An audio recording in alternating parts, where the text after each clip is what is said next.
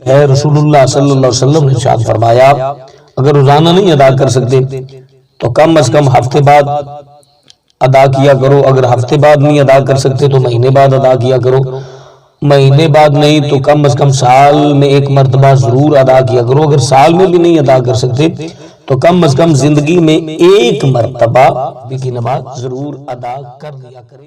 سب سے پہلے نیت کرنی ہے، 4 رکعت بعد نفل صلاۃ التسبیح عبادت اللہ تعالیٰ کی، بندگی خدا کی، منہ میرا طرف خانہ کعبہ شریف اللہ اکبر کہہ کے آپ نے ہاتھ باندھ لینے ہیں۔ اس کے بعد آپ نے ثنا پڑھنی ہے، ثنا پڑھنے کے بعد 15 مرتبہ تیسرا کلمہ پڑھنا ہے، یعنی سبحان اللہ والحمد للہ ولا الہ الا اللہ واللہ اکبر۔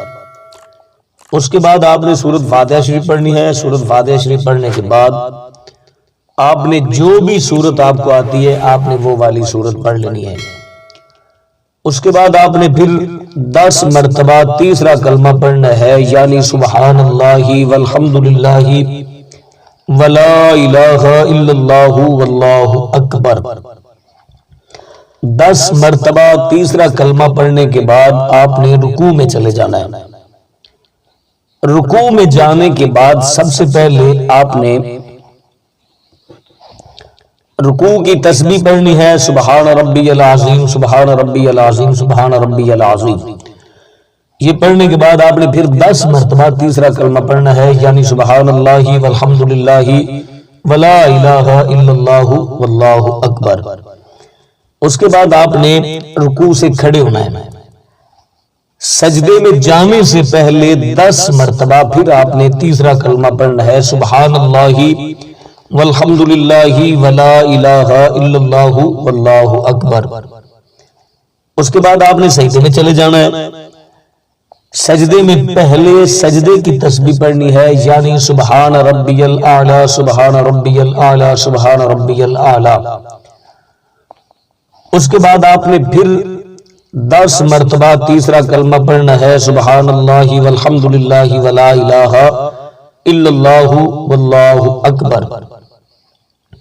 پھر اس کے بعد آپ نے سجدے سے اٹھنا ہے اور دونوں سجدوں کے درمیان بیٹھنے کو جلسہ کہتے ہیں۔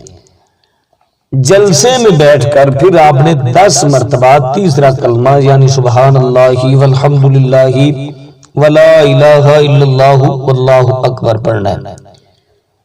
اس کے بعد آپ نے دوسرا سجدہ کرنا ہے، دوسرے سجدے میں بھی پہلے سجدے کی تسبیح سبحان ربی الاعلی سبحان ربی الاعلی سبحان ربی الاعلی، پھر آپ نے 10 مرتبہ تیسرا کلمہ پڑھ لینا ہے۔ اب آپ کی ایک رکعت مکمل ہوگی۔ جب آپ نے دوسری رکعت کے لیے کھڑے ہونا ہے 15 مرتبہ تیسرا کلمہ پڑھنا ہے، اس کے بعد آپ نے سورۃ فاتحہ اور سورت پڑھنی ہے، اس کے بعد آپ نے 10 مرتبہ تیسرا کلمہ پڑھنا ہے۔ جس طرح آپ نے پہلی رکعت مکمل کی ہے اسی طریقے سے آپ نے باقی 3 رکعتیں بھی مکمل کر لینی ہے۔ یہ صلاۃ التسبیح کی نماز ادا کرنے کا سب سے آسان طریقہ ہے۔